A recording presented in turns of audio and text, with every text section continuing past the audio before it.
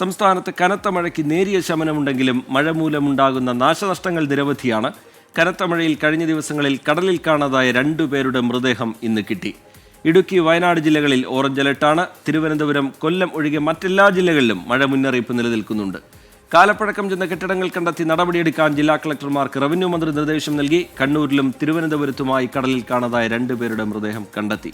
ജലനിരപ്പ് ഉയർന്നതോടെ മലമ്പുഴ, ബാണാസുര സാഗർ അണക്കെട്ടുകൾ തുറന്നു.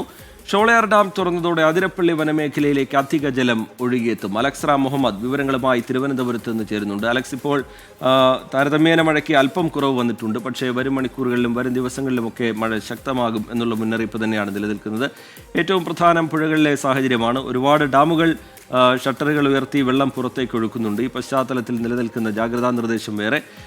എന്താണ് ഏറ്റവും ഒടുവിലായി കാലാവസ്ഥാ കേന്ദ്രം അറിയിക്കുന്നത്? നദികളുടെ കാര്യത്തിൽ പുലർത്തേണ്ട ജാഗ്രത എങ്ങനെയാണ്? പുതിയ വിവരങ്ങൾ എങ്ങനെയാണ്? അലക്സ് റാം മുഹമ്മദ്. റിജിത്ത, സംസ്ഥാനത്ത് 3 ദിവസം കൂടി ശക്തമായ മഴ തുടരാൻ സാധ്യതയുണ്ടെന്നാണ് കേന്ദ്ര കാലാവസ്ഥാ വകുപ്പ് അറിയിക്കുന്നത്. ഇന്നും നാളെയും ഒറ്റപ്പെട്ട അതിശക്തമായ മഴയ്ക്കും സാധ്യതയുണ്ട്. റിജിത്ത് നേരത്തെ സൂചിപ്പിച്ചതുപോലെ കഴിഞ്ഞ ദിവസങ്ങളെ അപേക്ഷിച്ച് താരതമ്യേന മഴയ്ക്ക് കുറവുണ്ട് ഈ ദിവസങ്ങളിൽ എന്നുള്ളത് ഒരു ആശ്വാസകരമായി കാണാം. പക്ഷേ മലയോര മേഖലയിൽ കഴിഞ്ഞ ദിവസങ്ങളിലായി കൂടുതൽ മഴ ലഭിക്കുന്ന ഇടുക്കി, വയനാട് പോലുള്ള ജില്ലകളിലൊക്കെ ജാഗ്രത തുടരണം എന്നുള്ളതാണ് സംസ്ഥാന ദുരന്ത നിവാരണ അതോറിറ്റി അറിയിക്കുന്നത്. ഇന്നും 2 ജില്ലകളിൽ ഓറഞ്ച് അലർട്ടുണ്ട്. ഇന്ന് തിരുവനന്തപുരം, കൊല്ലം ഒഴികെയുള്ള 12 ജില്ലകൾക്ക് മഴ മുന്നറിയിപ്പ് നൽകിയിട്ടുണ്ട്.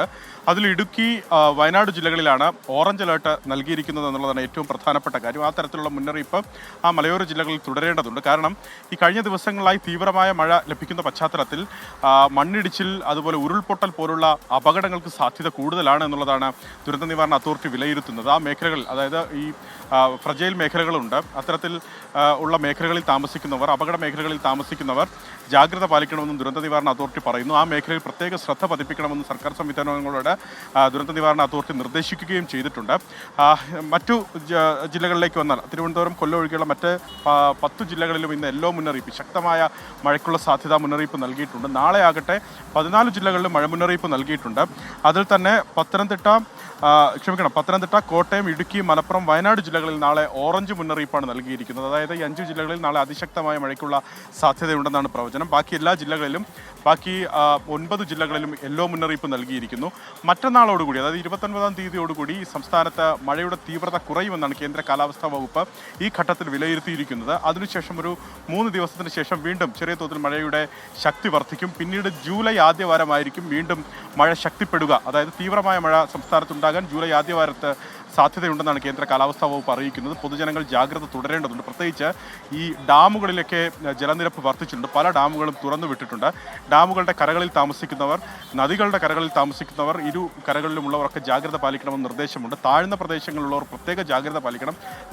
രൂക്ഷമായ വെള്ളക്കെട്ട് ഉണ്ടാകാനുള്ള സാധ്യത, വെള്ളപ്പൊക്കം ഉണ്ടാകാനുള്ള സാധ്യതയൊക്കെ ആ മേഖലയിൽ നിലനിൽക്കുന്നുണ്ട്. മുല്ലപ്പെരിയാർക്ക് നമ്മൾ കണ്ടതാണ്. അതിൻ്റെ റൂൾ കർവിനടുത്തേക്ക് ജലനിരപ്പ് ഉയർന്നു വരുന്നുണ്ട്. ആ റൂൾ കർവിനൊക്കെ അടുത്തേക്ക് എത്തിയാൽ സ്വാഭാവികമായി അവിടുത്തെ ഷട്ടർ ഉയർത്താനുള്ള സാധ്യതയുണ്ട്. അങ്ങനെയെങ്കിൽ ആ മേഖലയിലൊക്കെ പ്രത്യേക ശ്രദ്ധ വേണം. കഴിഞ്ഞ ദിവസങ്ങളെ അപേക്ഷിച്ച് മഴയ്ക്ക് കുറവുണ്ടെങ്കിൽ പോലും ഈ 3 ദിവസം കൂടി സംസ്ഥാനത്ത് ജാഗ്രത തുടരേണ്ടതുണ്ട്.